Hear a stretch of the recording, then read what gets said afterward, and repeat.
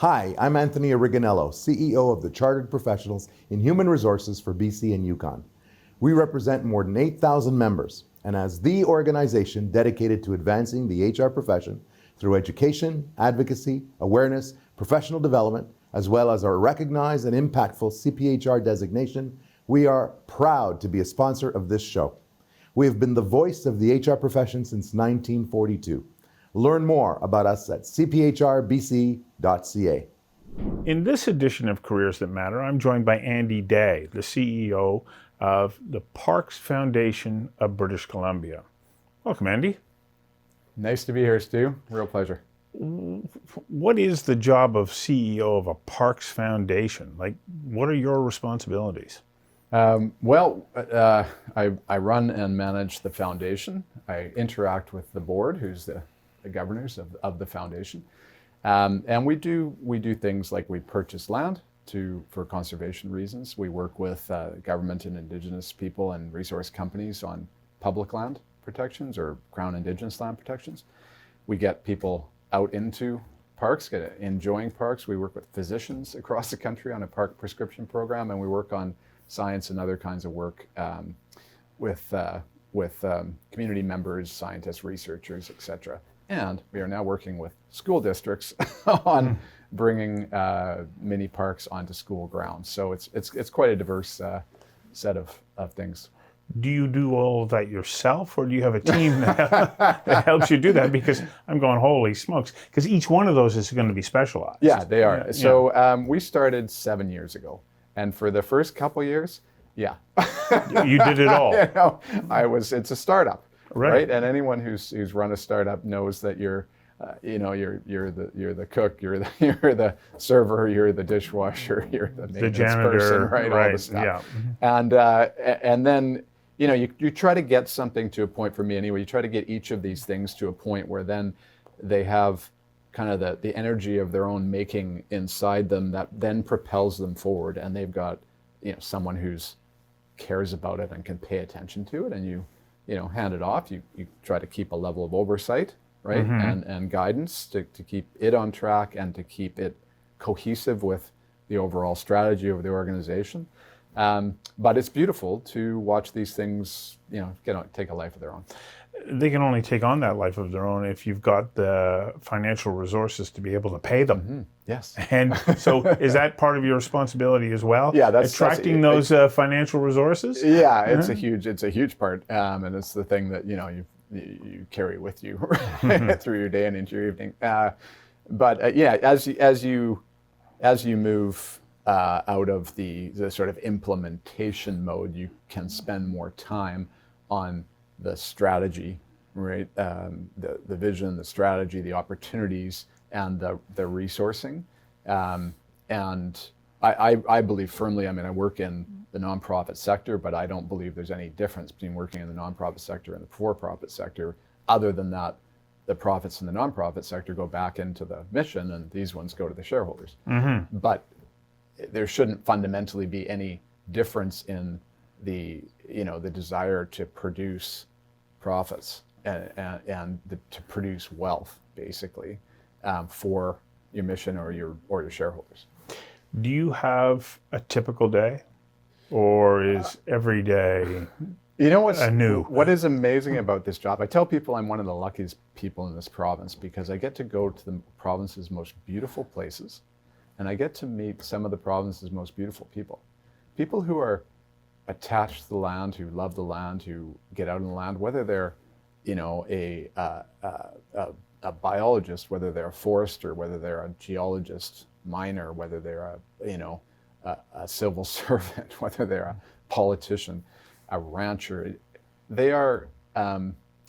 There's something that really is fundamentally connected to the land in British Columbia, and there's something that connects us all in a way that that is tremendously inspiring to me, and very I learn. I'm always learning.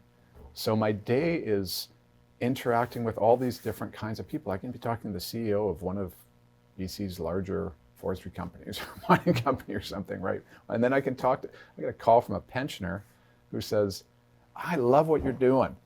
I'll give you $5 this month and 5 next, and that's all I can do. And I'll have a chat with them. And I still try to have those conversations, Right. like all those conversations, because each of those people in this ecosystem is equally as important Yeah. to our mission. So yeah, it's a joy. It's a joy of a job. Well, let's talk about how you got there. Where'd you go to high school? I grew up in Vancouver, so I went to Okay. high school, on the North Shore. And from there you went on I in went your to educational Queen's University Okay, Yeah. to study? to study. I did 2 years of undergrad, then I did a law degree, and I was playing football, and I spent every summer. I traveled one summer, and then I worked up in the Yukon, smoke jumping, which you're jumping out of airplanes onto forest fires, and that was a great way to have some fun and adventure, and get in shape and stuff. And then when I got out of university, I had would I go into law, would I play football, what was, and I decided I would travel some more. So then I spent a number of years just traveling all around the world, and spent a lot of time in Africa. You were a nomad. I would work, and I did crazy things. I worked as an actor in Egypt, in Cairo, for a while. I fished up in the North Sea, did some diving up there. So you'd pick up jobs to keep you going. Yeah, and always interesting wildlife. Working with crazy stuff in Southern Africa. And just gaining the experience of life, the diversity of ways and cultures and how they live, the diversity of plants and animals on this earth. I was great time of life. So then what changed? I was working in a place called Namibia, and I realized that if I really, I saw what the whole international aid game was like, and I saw how development was in these companies, and I just realized that if I wanted to do something related to natural resource and the environment. That's something I was always interested in. I was drawn towards, and I just thought, I need more education on this. I was involved in a relationship there, and I thought, okay, I'm either going to live here the rest of my life, or I'm going to go back to Vancouver and see what that's like. So I came back to SFU, and I started a master's. I flipped it into a PhD, and in what? In resource and environmental management. And what was your thesis? It was about based on the west coast of Vancouver Island, where there was fishermen and commercial fishermen and local recreational fishermen and First Nations and regional districts. They are all trying to create basically a local management board to manage the resources in a more holistic way, a way that was, reflected their community values, their cultural values, and the need to try to preserve local jobs and not get swallowed up into sort of corporate, the corporate world of you just basically centralize everything and move it all into cities and stuff. And so that was just an incredible experience working with elders, First Nation elders, but also working with large companies and seeing, okay, well, it's like from your perspective, or the small boat fishermen, Anyway, it was a real learning ground, right? And trying to negotiate with governments and come up with strategies to bring salmon back and all the stuff. Yeah. So where'd that lead you? I worked in that for quite a while, and then I branched into, I had my own consulting company and worked up and down the coast doing very similar kind of mediation work. And then I got involved in a seafood company, and I ran a seafood company for 10 years, 15 years, something like that. And that was fascinating. Out of where? Where was the company? It was based on Vancouver Island. We ended up purchasing St. Jean's Cannery, which is one of the last hand-packed canneries in Canada. Oh, wow. And it had First Nation ownership, and so that was, again, just I love business. Like there's a part of me that's an entrepreneur and loves business. There's a part of me that's into law and kind of mediation and that sort of thing. But at the end of the day, I think I kind of concluded that mediating between different groups was not really what I wanted to do. It was kind of what I had thought I should do, but and what I could do. Yeah. But I also started to feel something in myself that wanted to do more, wanted to be less about other people's problems and more about my own visions and my own desires for what I wanted to see.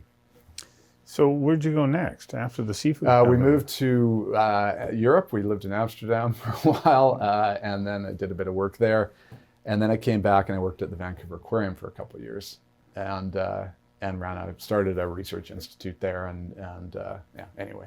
So did you get recruited then to come and take on the Parks Foundation? Yeah, and then I got this call, and Yeah. I left the aquarium. It wasn't the right fit. And I realized there that I just couldn't work for somebody else. I needed to.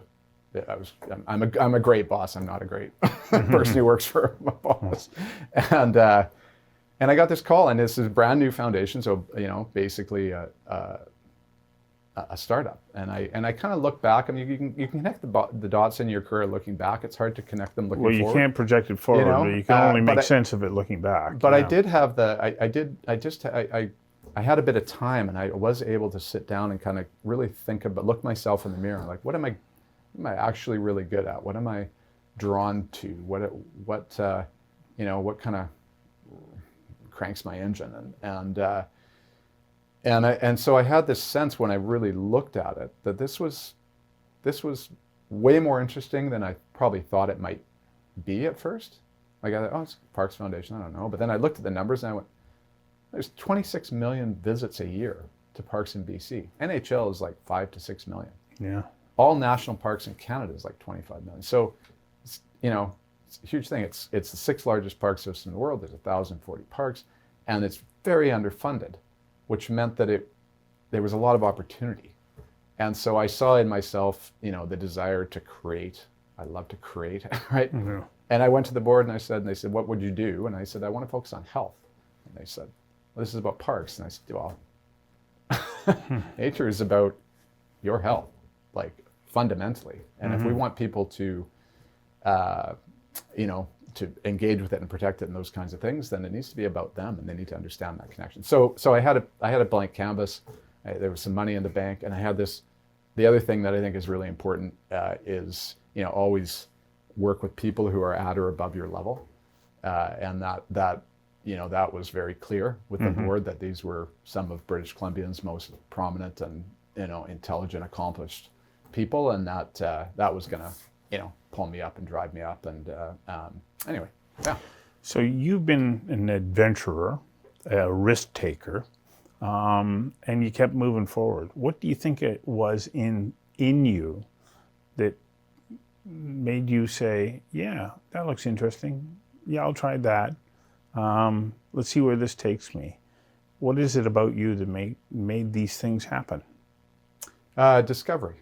Yeah. I think if we think about, like, you always say, oh, what are all your values, right? You come up with all these things. If you were to say, like, there's 2 values, that drive me, that discovery is really core to who I am. It encompasses adventure, it encompasses learning, and risk. And I don't have a lot of fear. I'm not a fearful person. I didn't inherit that gene. I will, people will tell you, it's like, I'll just go for things, right? And I love always being on the edge. I think the most interesting and exciting things in life happen at the margins, right? They happen the intersections of things, and those are the spaces in between. Those are the risky places. They're right. The unknown places, right? They're colliding. There's conflict. There's contrast. I love those places. I mean, I just love it, right? Because you find these. That's where innovation happens, right? And I'm constantly I'm just not a nostalgic person at all, right? I love new things. So, one of my objectives with this program is that young people will look at it and they'll go, I want to be like you. What would you say to a young person who goes, I want to be like you? You want to be like you. Your strategy for your life and your career is you. It's who you are. And you always have to be looking in the mirror and trying to understand who you are and working with who you are and managing who you are. Like, I'm always grappling with myself, right? It's kind of like, there's this sort of, I don't know, it's like a wild animal inside yourself or something, right? That you're constantly having to sort of, let out, but also tame, right? Yeah. Because you need a lot of discipline to be successful in life, right? You are your worst enemy in many ways, but you're also you're just your strongest ally. And if you believe in yourself, you understand yourself, and you work with whatever you're given, whatever hands you're given, you will accomplish things that you don't know. I didn't know that this job existed. If you asked me when I was 18, what are you going to be? Right? And I didn't know along the way, but everything I did was a discovery, and I never took a step. I never went backwards. It was always like, okay, this next thing, I actually knew with the aquarium it wasn't the right thing. I knew it was a step to the right thing. And so I got there, sure enough, but then like a year and a half later, it was like, okay, this isn't working, move on. So don't spend, I just say to young people, just, try things out, discover, and if it doesn't feel right, doesn't jive with who you are, move on, keep moving. And don't spend time lamenting about the fact that you did that, because it's part of the journey. It's all part of the journey. It's it part led of to it. now. And it's, and we're not, I mean, some people, they're 4 years old, they figure out they're a violinist, and that's what they do all their life. That's kind of the exception, right? Right. I think some people have a real clarity of their purpose, their mission, all that sort of thing, right? But mostly it's just understanding yourself and then continuing to try to put yourself in a context that is aligned with who you are, and that brings out the best of who you are. And for everyone, that's different. Everyone is different, right? A person could be, like a chef or a server, whatever, the maintenance person. If that's really what they're, good at doing, and it drives their financial resources and stuff, that's what you be. You do you. You can't. I would not wish me on anybody. I agree with you. That's great insight and valuable to share. Thanks for giving us a glimpse into your career and your career path. Thank you, Stu. My pleasure.